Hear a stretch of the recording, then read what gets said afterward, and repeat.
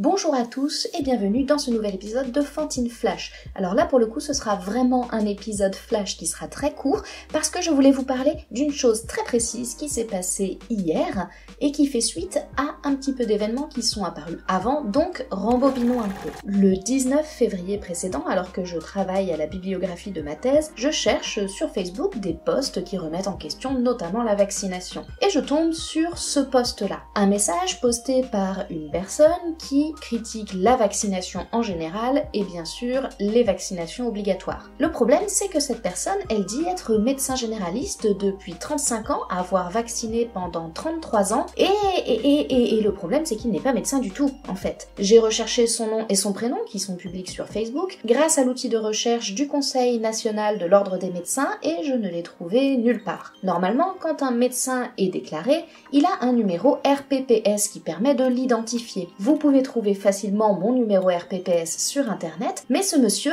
eh bien il n'en a pas. Alors après tout, ça peut être une erreur, des fois les bases de données ne sont pas à jour, donc je me suis dit que peut-être j'avais mal cherché et je leur ai envoyé un mail donc en date du 19 février, dans lequel je porte à leur connaissance le profil de cette personne qui, sur Facebook, prétend donc être médecin généraliste. Je leur rappelle que je n'ai pas réussi à trouver le numéro RPPS et je leur donne la localisation à laquelle il est identifié sur Facebook, qui est donc dans le département de la Haute-Vienne. Pour rappel, le Conseil national de l'ordre est divisé en plusieurs branches qui sont départementales, et donc si vous avez un signalement à faire, il vaut mieux le faire directement au Conseil départemental de l'ordre des médecins du département duquel vous dépendez. Ici, il s'agit donc de la Haute-Vienne, et je leur envoie ce mail le 19 février, avec les liens des postes problématiques en question. On va être honnête, j'avais peu d'espoir, parce que j'avais déjà envoyé des mails à des conseils départementaux pour ce même genre de motif et que je n'avais jusqu'ici eu aucune réponse. Mais le conseil départemental de la Haute-Vienne m'a fait mentir puisque j'ai reçu hier à 14h20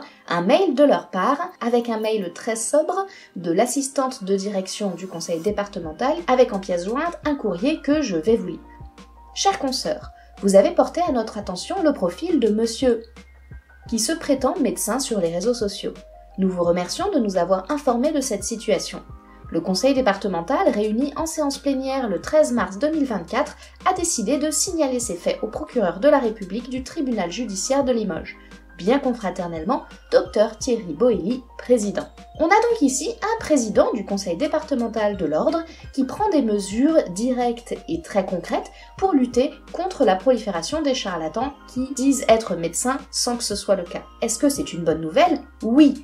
Est-ce que c'est suffisant? Bien sûr que non. Mais on peut quand même saluer l'effort et j'espère que cette personne sera condamnée pour avoir usurpé le titre de médecin et surtout pour avoir propagé des propos anti-vax dangereux. Je me tiendrai au courant de la manière dont les choses vont évoluer et bien sûr je vous en ferai un rapport avec une nouvelle vidéo dès que j'en saurai plus. Avant de partir, je vous fais juste deux petites annonces. La première, c'est que je serai aux rencontres de l'Esprit Critique, les REC de Toulouse, les 27 et 28 avril prochains, donc vous pourrez m'y voir sur certaines tables rondes et sur une conférence notamment que je donnerai pour présenter les résultats de mon travail de thèse. J'espère vous y voir nombreux. Et la deuxième chose, c'est que je fais désormais partie de l'ASTEC, l'Association pour la science et la transmission de l'Esprit Critique, et qu'on est en train de mener des projets super chouettes, notamment une chaîne YouTube collaborative où vous pourrez retrouver tous les vendredis à 18h une nouvelle vidéo de la part d'un ou plusieurs membres de l'association sur un sujet commun qui change tous les 3 mois. Le premier trimestre a vu le thème très mainstream, c'est vrai, des chats, et à partir du 10 avril, vous pourrez nous retrouver avec une nouvelle thématique. Alors surtout, n'hésitez pas à vous abonner à la chaîne de l'Aztec, vous pourrez m'y retrouver, notamment avec ma vidéo sur la bartonellose, la maladie des griffes du chat, mais également le 26 avril, où vous pourrez découvrir une autre vidéo que j'ai réalisée pour l'Aztec et sur la thématique commune qui sera évidente dès le premier épisode, c'est-à-dire le 12 avril. On se retrouve très vite pour un nouvel épisode. D'ici là, portez-vous bien et gardez votre esprit critique.